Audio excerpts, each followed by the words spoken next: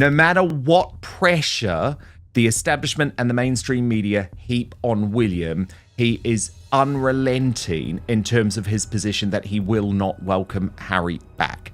So William is absolutely correct there. But so's Catherine. Catherine is made of very steely stuff, you know. She's in many ways even steelier than William. I don't know if you're aware of it. What about Meghan and Harry? Because there are reports that Prince Harry, Meghan Markle and their children could be set to lose their royal titles if and when Prince William becomes monarch. Some royal commentators say today's monarchy is dealing with a media world that is nothing like the past. Every public appearance, every headline and every reaction gets picked apart faster than ever, making public image a huge part of the conversation. Because of that, every move is watched closely, and even the smallest decision can spark a wave of debate. Others argue that modern royal leadership can sometimes focus too much on avoiding backlash instead of standing firm when difficult choices have to be made. That discussion gets even louder whenever Prince Harry's name comes up. Over the last several years, interviews, documentaries, books, reports, and public statements have kept people talking about where things stand between Harry and the rest of the royal family, with new theories appearing again and again. Views on the situation vary depending on who is speaking. It will be active. It won't just be, I'm ignoring this. It will be, your titles are stripped, you are gone, you are banished. He doesn't even want Harry at his coronation. I mean, that is extraordinary. That shows you how far things have fallen. I don't think there is a way back. I really don't. I guess you never know. You never know what's going to happen. Will a divorce change things? Maybe. But remember, Prince William set Harry these very, very clear red lines, and he crossed every single one of them. Right. And the one for him, Link, that was so personal. But one idea keeps showing up among many royal watchers. They often claim that Prince William has stayed firm in his position regarding his younger brother despite all the public attention surrounding the situation. Many observers also say there is ongoing pressure for some kind of reconciliation. They point to media coverage, public commentary, and repeated speculation suggesting that one day the two brothers could reunite, although that remains a topic of debate rather than a confirmed outcome. There's something about the ruthless streak in Prince William that actually does make a lot of sense, because you have seen this almost unrelenting campaign, Lady C, and it's by Harry, and it's by Meghan, and it's by the PR operatives out of Montecito. But it's not just them. You know it's not just them. It's also the mainstream media in the UK, the British establishment, the Labour Party to an extent. We've even had former Prime Ministers like Boris Johnson trying to get involved and almost making William feel that it's almost like inevitable. Like you're just going to have to accept that your reign will be ruined unless you take your brother back. According to many royal commentators, there has long been an expectation that Prince William will eventually soften his position and publicly rebuild his relationship with Prince Harry. But reports attributed to royal insiders and commentators suggest William's view may already be much more settled than many people expect, despite the constant rumours and headlines. Those reports claim William believes that once trust has been seriously damaged, rebuilding it is never simple. Whether that view is fair or unfair depends entirely on who you ask. And that's exactly why the topic keeps returning to the spotlight. Happen, and I think it's important to note that it won't be a revenge play by William. It's very much a reforming play, because when he is King William V, when his father passes on, he's the monarch, he's more aware than anyone, I think, that the monarchy and the royal family have to provide value to the taxpayer and also the Commonwealth as well. That it's not, we don't just keep the royal family because we've always had the royal family. They very much have to prove their worth, and he wants to, really push aside anyone who's been freeloading or using their titles for commercial gain. And we know the late Queen had said to Meghan, forbade her from using the HRH title. And of course, Meghan's just blithely got ahead and done that and tried to commercialise it wherever she can. But it's a reform play by William. I think he just wants to keep it a very tight monarchy, but also he wants to reward the people who do actually do the work and do it quietly without any fanfare. Princess Anne is a perfect example of that. It has become one of the biggest talking points whenever the relationship between the brothers is discussed. One detail that really stands out is how differently people describe William's approach. Some call it harsh or even ruthless, while others see it as a practical response to an extremely difficult situation. Supporters argue that leadership can require making tough choices, especially when personal relationships become closely connected to the responsibilities of the monarchy. From that point of view, keeping clear boundaries may be important for the institution's long-term stability. Critics see things very differently.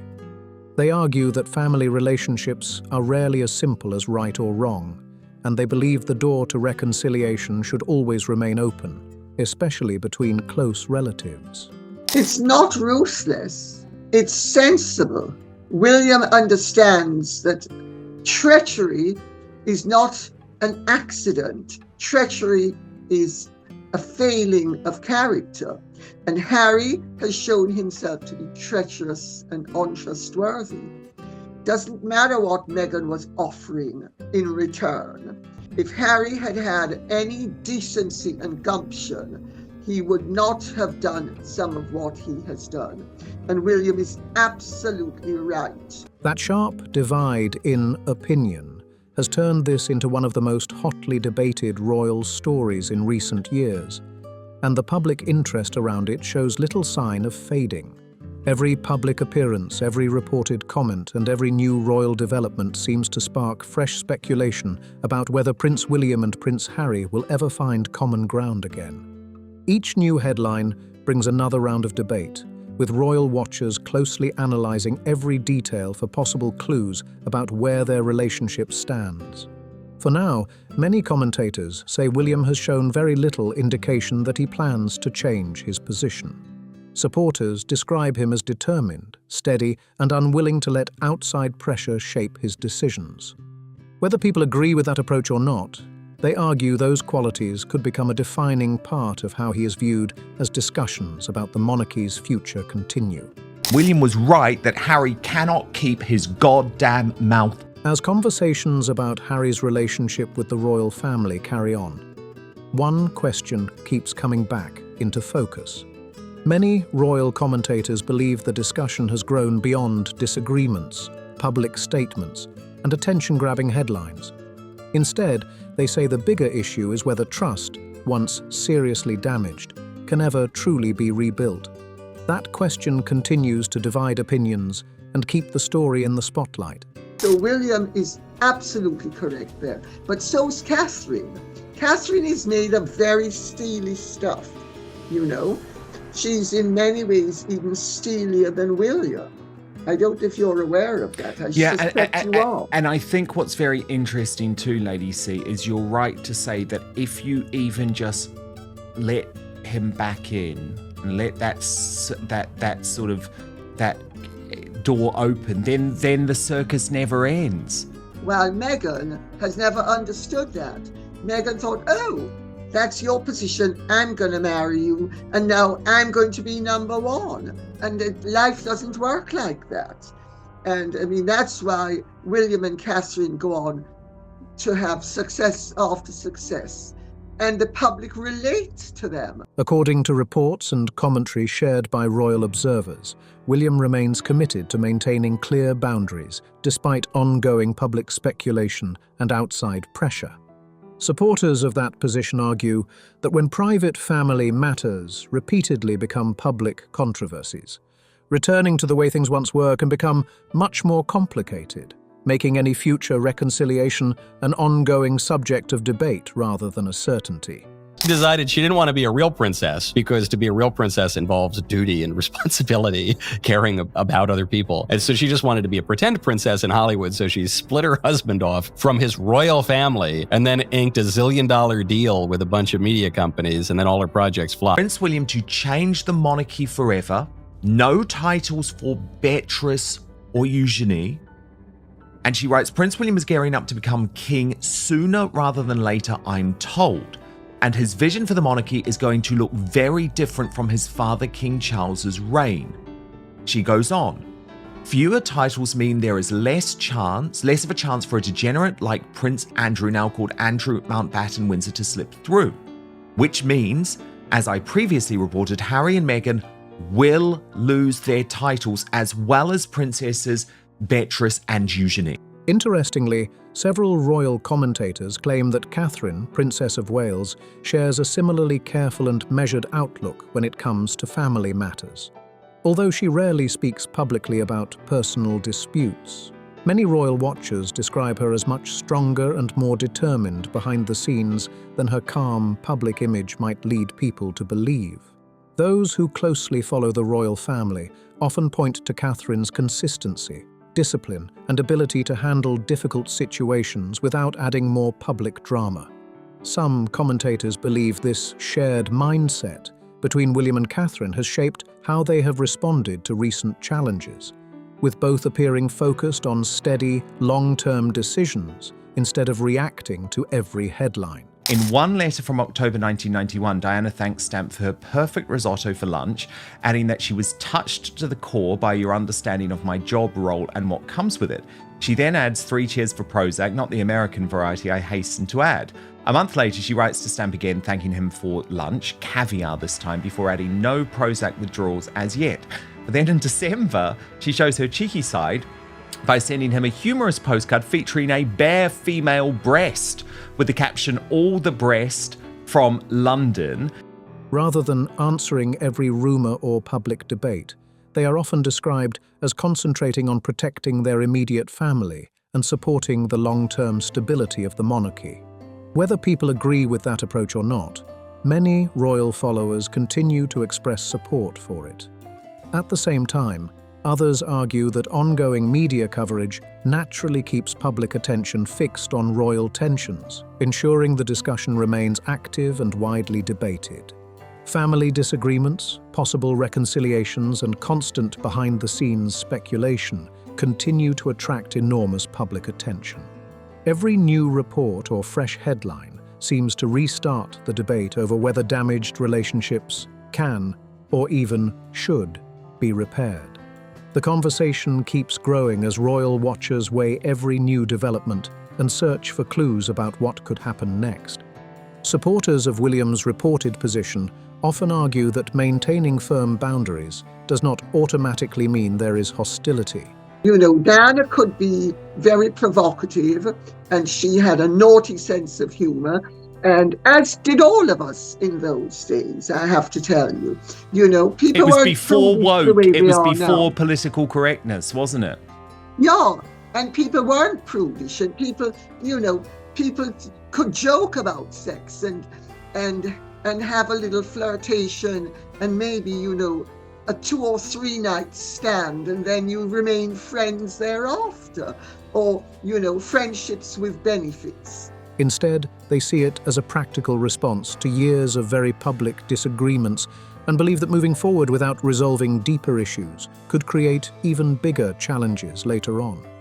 From their perspective, taking a careful approach may help avoid repeating the same conflicts. Critics, however, see the situation through a very different lens.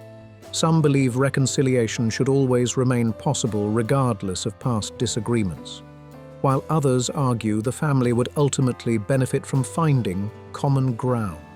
That sharp difference in opinion has turned the story into one of the most closely followed debates among royal commentators. Meanwhile, another intriguing royal story has emerged from a completely different chapter of royal history. Recently discussed correspondence involving Princess Diana has drawn fresh attention after a collection of personal letters reportedly resurfaced through an auction. The reported letters offer a rare glimpse into Diana's friendship with acclaimed actor Terence Stamp and highlight a more personal side of her character that many people rarely had the chance to see during her public life. According to published reports, the correspondence reflected warmth, humor, and a strong sense of trust between the two friends. Several of the letters were said to include playful jokes, light-hearted messages, and references to everyday conversations, giving royal watchers a different perspective on Diana beyond the formal royal image seen around the world. Commentators who reviewed the reported correspondence said Diana appeared comfortable, relaxed, and completely at ease when writing to trusted friends, away from official royal responsibilities. Instead of the carefully managed public figure familiar to millions, the letters reportedly portrayed someone who could be witty, kind, and occasionally mischievous, making the collection especially intriguing for those interested in royal history. For many royal followers, that is what makes this story so compelling.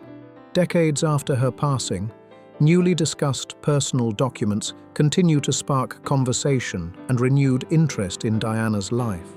Whether through her public appearances, charitable work, or private correspondence, her legacy continues to capture widespread attention and inspire discussion even after all these years.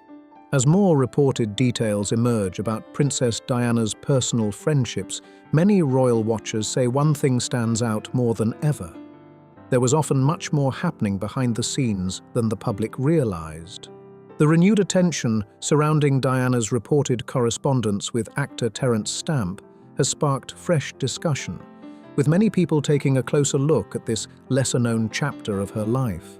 Some readers were surprised by how close the two reportedly appeared to be, while others said it fit with what they already believed about Diana's personality.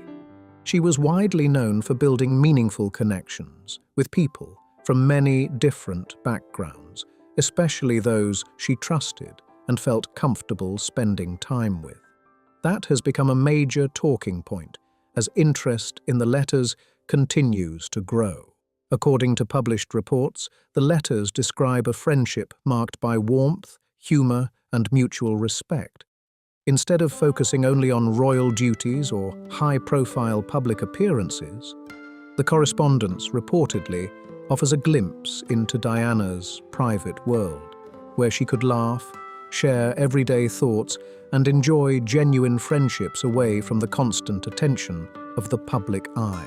Terence Stamp was one of Britain's best-known actors and earned a reputation for his charisma, talent, and respected career in the entertainment industry. People who knew him often described him as someone with a remarkable life story and a natural ability to connect with others, making the reported friendship all the more interesting to royal followers. That may help explain why Princess Diana and Terence Stamp reportedly appeared to share such a strong friendship. Of course, whenever personal letters connected to famous public figures resurface many years later, speculation is almost guaranteed to follow. Some commentators have questioned whether the friendship may have been closer at certain points, while others argue there is very little evidence to support many of the rumors that continue to circulate. What seems to attract much broader agreement is the view that the two shared genuine warmth, respect, and lasting friendship over many years. That alone has made the reported correspondence especially fascinating to royal watchers, who continue examining every newly discussed detail for a better understanding of Diana's private life. Another detail that stands out is that these reported letters remained largely out of the public eye for decades. At a time when so many personal stories about Diana eventually appeared in newspapers and headlines, this correspondence reportedly stayed mostly private. Because of that, some royal commentators have described Stamp as someone who valued loyalty and discretion, qualities they believe helped preserve the friendship away from constant public attention. The letters also offer another reported glimpse into Diana's personality beyond official engagements and public ceremonies. While millions knew her as a global humanitarian, a royal figure, and an internationally recognized public personality, friends often described someone with a playful sense of humor, strong emotional awareness, and a desire for genuine human connection despite living under extraordinary circumstances. For many people following this story, those personal qualities remain one of the most compelling parts of Diana's lasting legacy, continuing to inspire discussion decades after her passing. The renewed interest in these reported letters has also sparked a broader conversation about how history is remembered and revisited. Royal commentators say that when previously unseen correspondence comes to light, it can add fresh context to well-known public figures without necessarily changing the larger story. Instead, it often highlights smaller, more personal moments that were never intended for public attention. According to reports, the letters have encouraged many royal followers to look beyond the headlines that dominated Diana's life and consider the friendships that helped shape her private world. Supporters of that view argue that these personal exchanges reveal someone who appreciated loyalty, trusted close friends, and valued ordinary conversations, despite the extraordinary circumstances surrounding her life. Others caution the private correspondence can only provide a limited snapshot and should not be used to draw broad conclusions. Even so, the reported collection has become another talking point among those who closely follow royal history. Decades after the letters were written, they continue generating discussion about Diana's character, her relationships, and the lasting public fascination with her life. Every newly discussed detail seems to remind people why interest in her story remains so strong, with royal watchers eager to learn more whenever previously unseen pieces of history emerge. As discussion surrounding the reported letters continues, many royal commentators say they also highlight the unique challenges that came with living such a public life. Even private friendships could later become subjects of widespread interest, with personal moments being examined years after they originally took place. That reality has become a major part of the conversation whenever new historical material connected to Princess Diana comes to light. According to royal observers, Diana's ability to form sincere friendships with people from different backgrounds was one of the qualities that made her so widely admired. Whether she was meeting world leaders, charity workers, entertainers, or members of the public, many believed she had a natural way of making people feel comfortable. That reputation continues to shape how many people remember her today. At the same time, commentators note that every newly discussed document adds another layer to the public's understanding of Diana without telling the complete story. Personal letters can offer valuable insight into someone's character, but they represent only one part of a much larger life. Even so, the renewed attention surrounding this reported correspondence has once again placed Diana at the center of public conversation, showing how her legacy continues to capture interest across generations. Instead, these discoveries continue adding new layers to an already fascinating and complex story. Every newly discussed letter, photograph, or personal recollection gives the public another small glimpse into the person behind the headlines, while reminding royal followers that there is often much more to history than what first appeared in the news. That ongoing interest is one reason Princess Diana's legacy continues to spark conversation all these years later. That brings us to the end of today's story. If you enjoyed this look at royal history, family relationships, and the latest royal discussions, please give this video a like, share it with friends and fellow royal fans, and subscribe to Crown Spill for more royal news, celebrity updates, and the biggest stories making headlines. Don't forget to turn on notifications so you never miss a new upload. We'd also love to hear your thoughts, so leave a comment below and join the conversation. Thanks for watching Crown Spill, and be sure to check out the next video on your screen for even more royal stories, surprising revelations, and celebrity news. We'll see you in the next one.